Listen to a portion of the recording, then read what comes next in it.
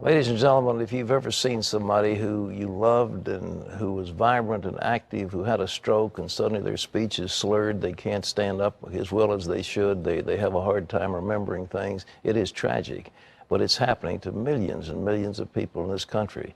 So we've got somebody who's an expert on how to prevent these things. And so would you please welcome to the 700 Club neurosurgeon and author, Dr. Russell Blaylock. Doctor, thank you so much for being here with us. Thank you. Good to have you. We mentioned this aspirin thing. If you think a stroke's coming on, does an aspirin do you any good?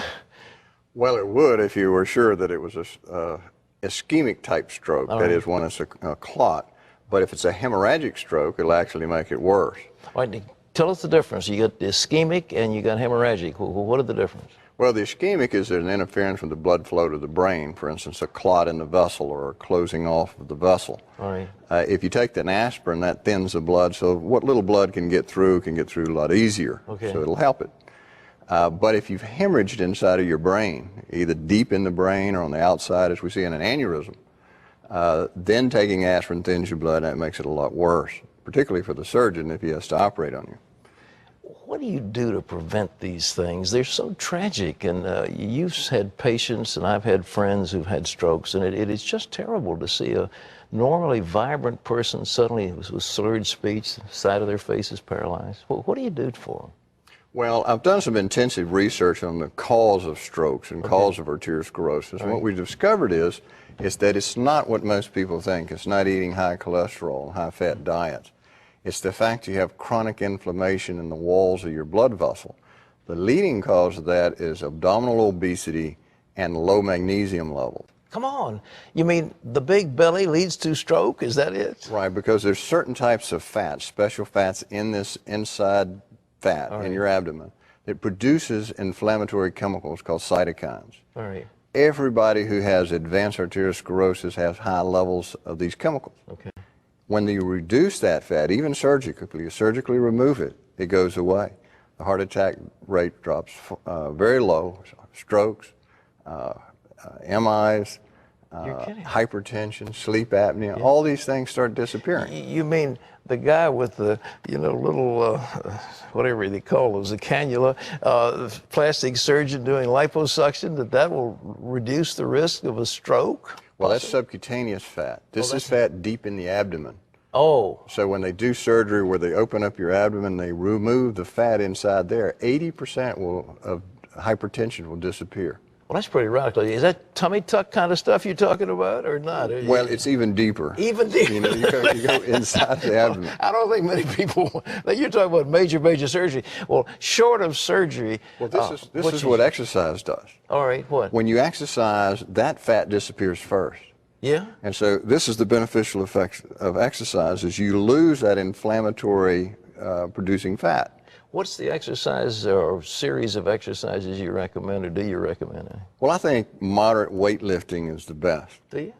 And the results are coming out that that's what our research is showing, is that when people do weight exercises, they actually burn a lot more fat, burn a lot more carbohydrates, and this intra-abdominal fat, this visceral fat, starts disappearing.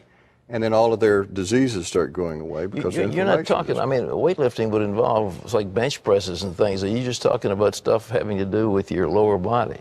Well, it's everything. It's light weights of the arms and over the head, and bench presses and leg lifts and all of these things. All those things. They burn all of this fat up very readily.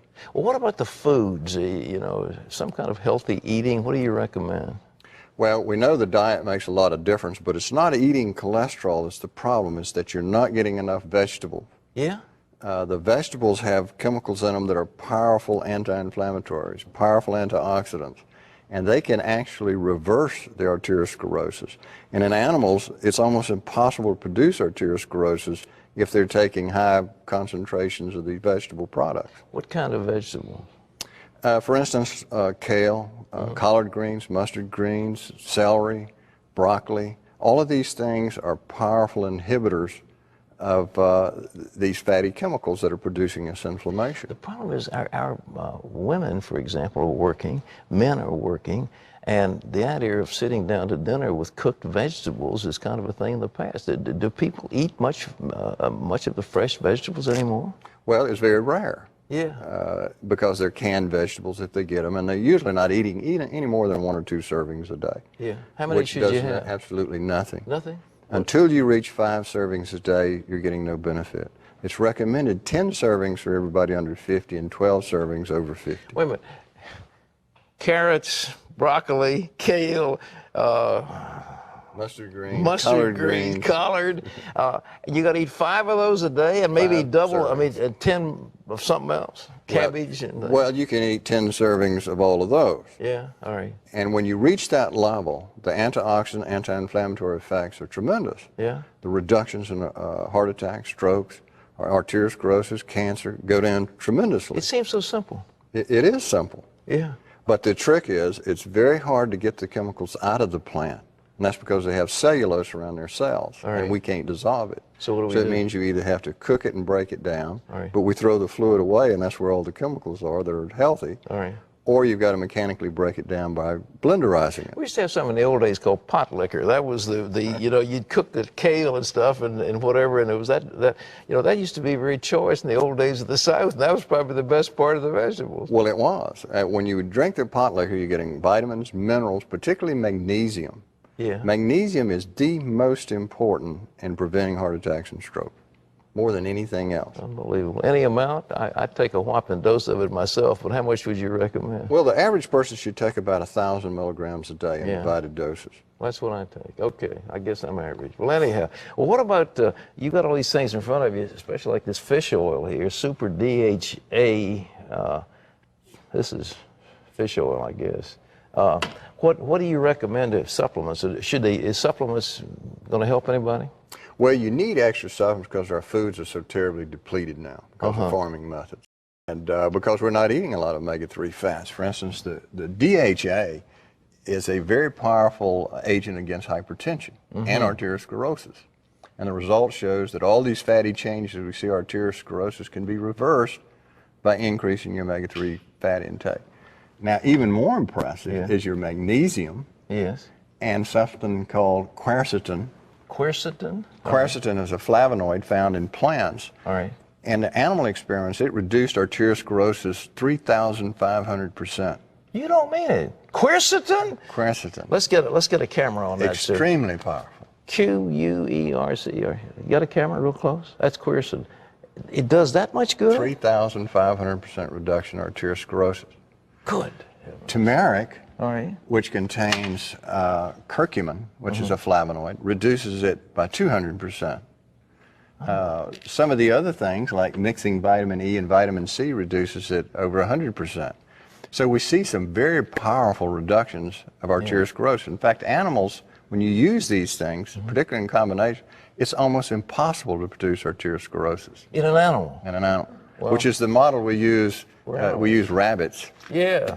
Well, I want to be healthy, and the doctor has written a book called Health and Nutrition Secrets that can save your life. This is a wonderful compendium of all these things, and you can get this through CBN, or you can get it where books are sold. Is it on bookstores around? Anyhow, Dr. Russell Blaylock, you got that? And it'll be available. Doctor, we appreciate so much you being here. It's very helpful. One last thing, warning sign of a stroke. How do you know that one's coming up? Well, you can have what's called a TIA, a transient ischemic attack, and these are little tiny strokes that just last for seconds or minutes, most a day. It can be things like sudden weakness, paresthesia. It can be difficulty with your speech, trouble finding words, can't speak for a few minutes, or it can be loss of vision. Your vision gets blurry for a few minutes or seconds, or you can lose your coordination. With the hemorrhagic stroke, you see a lot of headaches. Tremendous, terrible headaches will come on suddenly, particularly with subarachnoid hemorrhage. All right. And so these are all warning signs that you may be having these attacks, and they can occur a month between each attack. Well, if you have a TIA, you can then start taking these things and reverse it, hopefully, or is it too late? You can. Yes, because most of these things are anti-inflammatory, anticoagulants, improve blood flow, all the things we know that trigger the final event, that final stroke. So let's talk about some of the different ingredients that we need to put in this shake to make us healthy. Right. Okay. Well, first we have kale. And kale's, and as you talk, I'm going to throw this stuff in the blender. Okay. Kale is very high in beta-carotene, Okay. And it also has high potassium, high magnesium. Magnesium is a very, very powerful inhibitor of strokes and heart attack. Okay. The most important. We got collard greens. Plus, all of these really green things contain some powerful chemicals called flavonoids. Flavonoids The are. flavonoids are chemicals that powerfully prevent inflammation. They fight free radicals, lower lipid peroxidation, all the things we associate with heart attacks and strokes. Okay. And they're extremely powerful at doing that, much more than medications. So we did kale, collard greens, mustard greens. I'm going to put some of these in the Put some blender. of those in there. And Should I go ahead blend and them now? Blend those up. Okay.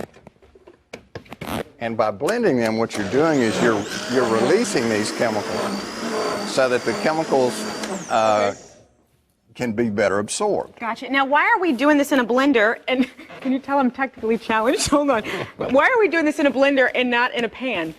Well, the blender preserves it so that you're not heating it, destroying some of the chemicals. Because when we cook vegetables, Right. You destroy some of the vitamins, particularly naturally. Okay, so we're going to put carrots. Now, you mentioned beta-carotene. When I think of beta-carotene, I automatically think of carrots. Right. Actually, kale has a lot more beta-carotene than carrots does. Really? Now, you don't want to use a lot of carrots because there's a lot of sugar in them. So you just use a small amount. And sugar increases arteriosclerosis. Okay, we don't. Okay. Broccoli. Broccoli is a substance that contains a lot of liver-promoting detoxification power. Oh, that's really good. We'll add one And more. so you want to detoxify with the indole-3 carbinol that's inside of your broccoli. Gotcha. Celery contains special anti-inflammatory and cancer-fighting chemicals. Oh, that's really good. One of them called apigenin, which is very, very powerful. Okay. So these special flavonoids, each of which are higher in each one of these subgroups. Now, I'm curious, why don't you have spinach out of curiosity? Because that's Well, a deep green leafy thing. Yeah, spinach actually is very, very good, and the only reason I didn't put it in here is because it deteriorates very easily. Gotcha. So you have to use it fresh, use it the day you buy it. Gotcha. Now, this is the one I think is very fascinating. We have to put blueberry extract in this lovely vegetable mixture. Why blueberry? Well, blueberries have been found to be very powerful in terms of antioxidant, anti-inflammatory, can actually not only slow the aging of the brain, but can reverse it. How much? I put about half of that bottle in there. Oh, is this, Now is this sweet? Well, most of the sugar's been removed, which is healthy. Thanks for telling me now, Doc. All right. Let's try it. And if this thing goes a-flying. All right. All right.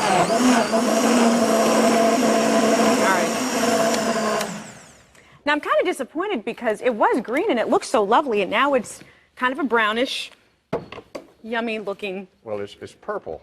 All right. It's purple. You ready? If I've got to drink this too, Doc. Now, you drink this every day. Every day. Here. If you drink about 8 ounces of it every day, Okay. that is equal to eating 10 to 12 servings of vegetables every Wow. day. Well, which is what, you and Pat were talking about. Right. So let's taste this. So this is a way to get it in for the day, and then after that, Cheers. you can eat what you want. Isn't that good?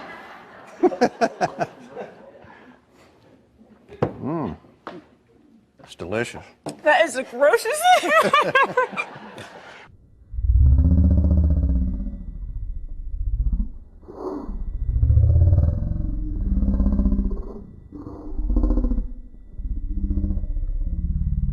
Refrigerator was nice and cold. When it's cold, it's a lot better. But it's an acquired taste. I can't even play it up. Hold on. Oh my, it is definitely acquired. And where's Pat Shake? I need something to wash this down. All right, well, I'm thrown, but God bless you. And thank you so much for this lovely, wonderful thing. I'm sure people would just, okay. Well, I've got to be honest. No, seriously, Doctor. Well, thank some you so people much. can put, you can put some strawberries in it, or you can put some fresh blueberries Why in didn't it. you bring the strawberries, Doctor? That would have helped me. But it's okay. I don't think I'll be drinking this shake on a regular basis.